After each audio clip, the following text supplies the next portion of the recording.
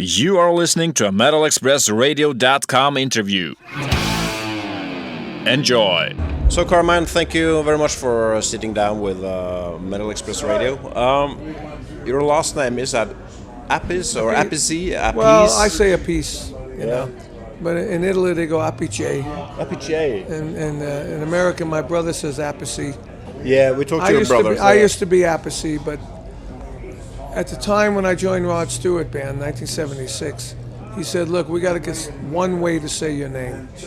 It's been Appice, Appice, Appice.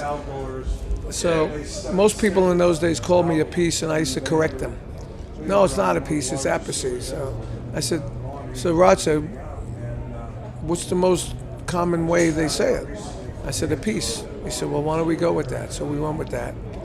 And I was Carmine Appice every night in front of 10,000 people, 20,000 people for 4 or 5 years. And then Vinny came out with Sabbath and fucked it all up. And then it's Appice again. Everybody's been confused ever since. That's why I ask. Tomorrow I'll finally see King Cobra live for the first time. Have you played much in Europe before, back in the days?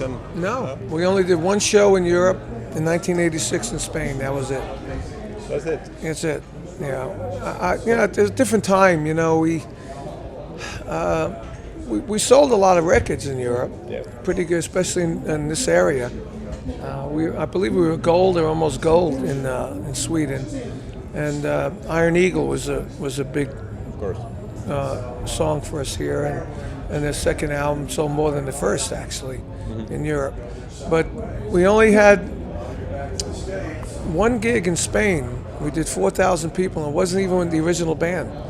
It was when Mark Turin and Lonnie Vincent was playing with us. That was the only time we played in Europe. That's why when Sweden Rock, they started a chain reaction, sort of like they did with Cactus.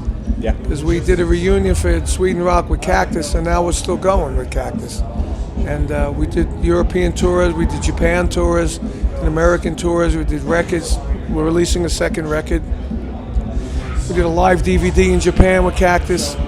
So I think the same things are going to happen. But when we got this gig, we said, well, look, first of all, we were going to do, Mick was going to come with us, Mick Swader, but Mick now works in the movie business.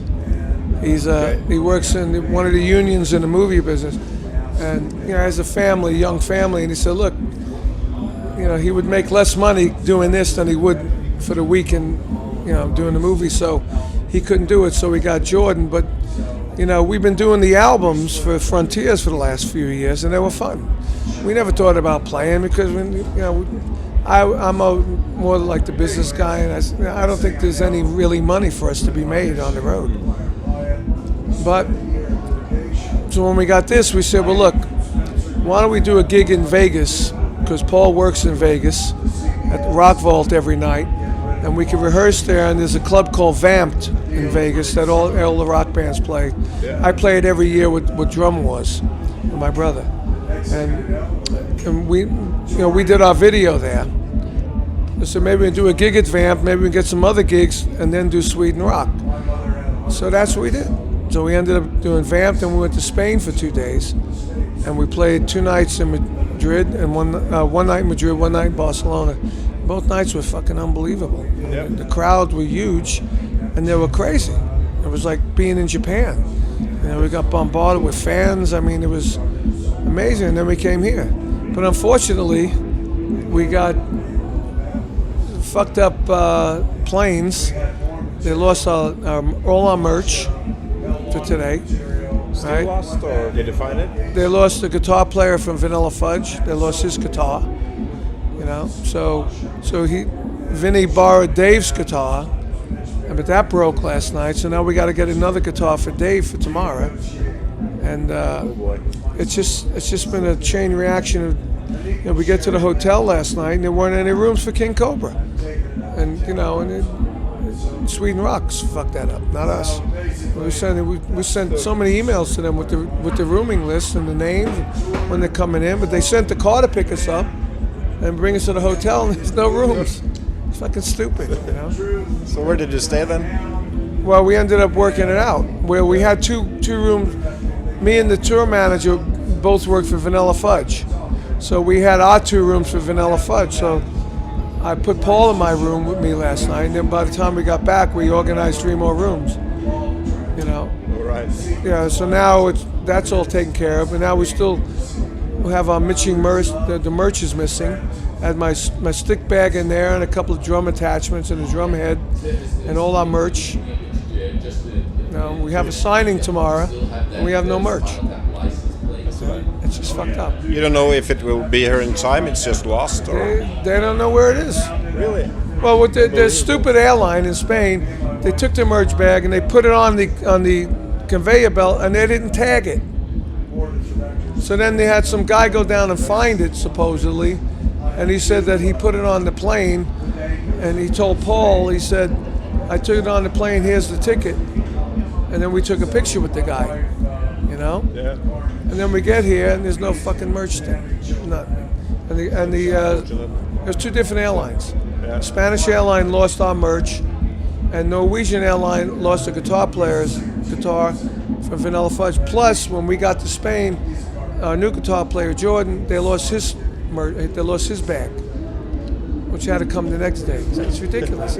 Only been here 3 days, and they lost 3 different items. Yeah. It's fucking unbelievable. Let's hope the merch gets here in time. Yeah. You're also playing with Vanilla Fudge here, the same festival. Is that kind of a package solution, or did? No, well, we got the King Cobra deal first, and then the guy that booked the King Cobra deal offered him Vanilla Fudge, and they said okay.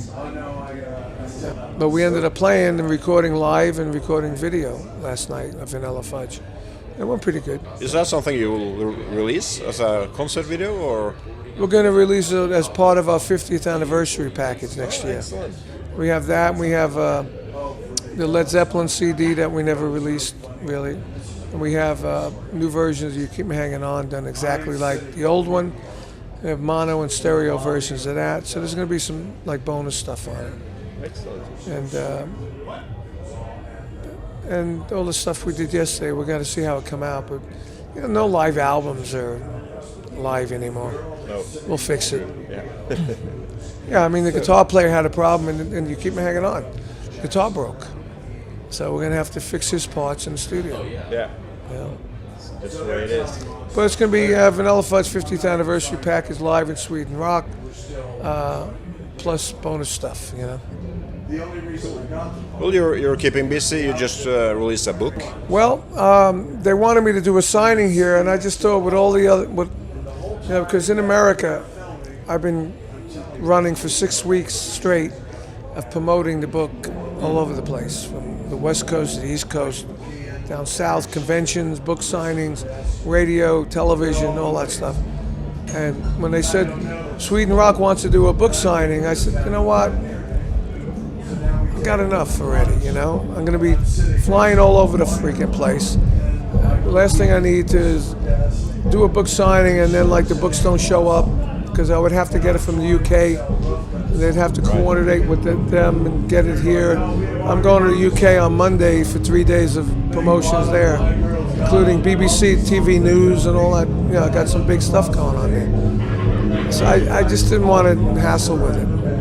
But yeah, so the book is out. It came out a month ago, and it's doing pretty well. It's selling. We just went through the first shipment of, the first printing. We're into the second printing already. So this is a biography telling your story in music. It's called Stick It, My Life of Sex, Drums, and Rock and Roll. Yeah, that's tight. And I left some of the crazy sex shit in there, including the legendary Mudshark story, which I witnessed, and I was sort of involved because the groupie that ended up being the target of it was a groupie that I found. Well, she found me, I should say. So, but it was an amazing story that's legendary now, and it was never really told correctly. So I told it correctly because in those days I wasn't really a stoner, you know, I wasn't fucked up on drugs or drinking. Where mostly everybody else was always fucking drunk that was involved in it. And it was mostly these Led Zeppelin's road crew, you know. Right. And John Bonham had actually caught the fish, but they weren't involved in the actual acts. Well, sure, there's so many stories. This must have been a long trip down memory lane for you. Was it hard to remember everything? It was a long process. Well, I had started writing this thing in 1982. I started doing cassettes of stories. I had 12 of them. Somehow my manager lost 8 of them. But I had 4 of them. When we transcribed them to paper, it was 125 pages. So that was like 80 in the 80s. And then I sort of, it was more interesting for me to play and to do albums. So I kept putting it on the back burner. And then not until the early 2000s, like when I got a computer, I had a computer in like 96, and then by 2000, I had a laptop, and I started writing stories on the laptop, thinking that maybe one day I'll get something out. And then in 2007, I hired a writer and an agent to go get an actual book deal. And then by the time we finished that, I paid him money to do it. The whole world was going into a depression. In 2008, people were getting fired from all the book companies, all the record companies. So I just said, you know what, let's just leave it, And then I did an interview like in 2011. And by that time, I'd found a writer that said he knows how to write it. He'll write it and he'll get it self-printed, And I know Rudy Saucer did that, and he sold 20,000 books. And I said, oh, maybe we should just do that, So I was going to do that, and then I did an interview on VH1 radio, and you got great stories, they told me. I said, yeah, I know. I said, you should write a book. I said, I have a book. So they said, well, we'll have a meeting. Well, give me your book. We could release it on their book company, which had Ace Frehley and had the Heroin Diaries with Nikki, So when they read the book, they didn't like the writing. They liked me. They said, we love you as a character. We love your stories. I don't like the writing. So we're going to hook you up with a great writer. So they hooked me up with the guy that wrote Nikki's book. Right. So by the time we finished it, we started in Spain, interviews in London, interviews in Spain, flew him to New York. He hung out with me in New York. And by the time we finished, it took 14 months. By the time we finished it, VH1 Books went out of business. When they gave me the rights back, then my writer, Ian, knew Omnibus Press in the UK, and they wanted to do it. So once they committed to, and we asked them who they deal with in America, and they told us 2 or 3 companies, so we contacted them. We took the one that was more interested. So we got it out in America on another company. And it took about 4 months to put together. Then even when we got the deal, it took us probably 10 months to get it all done. The artwork and rereading it and editing it and pictures, and it's a long process. It is. So now it came out, and there you go. Yeah, looking forward to read it. I mean, everybody says it's a good read, and everybody that's read it said you can't put it down. So you're keeping busy. Have you got other projects going on now, or? Oh yeah, I have King Cobra now. We're gonna probably do more shows with King Cobra. I got Drum Wars with my brother, Vanilla Fudge. Cactus has a new album coming out at the end of August. We have a tour set for America in September. The Cactus, and that's about it. Yeah. I mean, that's enough. And we're still doing Vanilla Fudge shows, And when I go back from here, I'm still doing promotions for the book. Sure. I got like many appearances in radio and television and all that stuff, so it's all good.